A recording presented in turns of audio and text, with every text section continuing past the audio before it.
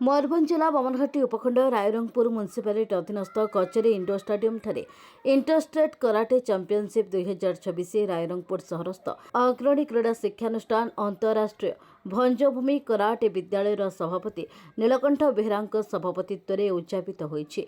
सुदूर झारखंड पश्चिमबंग एवं ओडिशार कराटे विद्यालय 210 जन छात्र छात्री एवं 20 जन ऑफिशियल अंशग्रहण करथिले।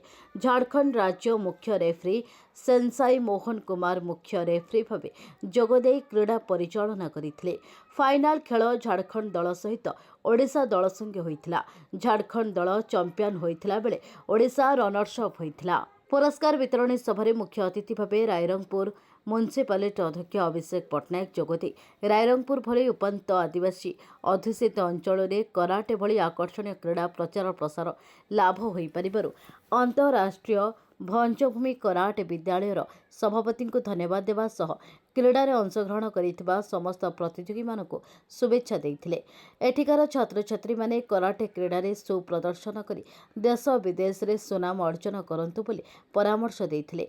एहा परे से क्रीडा रे कृति प्रतियोगी मानक मानपत्र मेडल ट्रॉफी देई पुरस्कृत करिथिले। परिशेष रे अंतरराष्ट्रीय भंजभूमि कराटे विद्यालय सभापति नीलकंठ बेहरा समस्त को धन्यवाद अर्पण करिथिला बेले संपादक गोविंद चंद्र मांड्री उक्त भव्य सभा को परिचालना करथिले।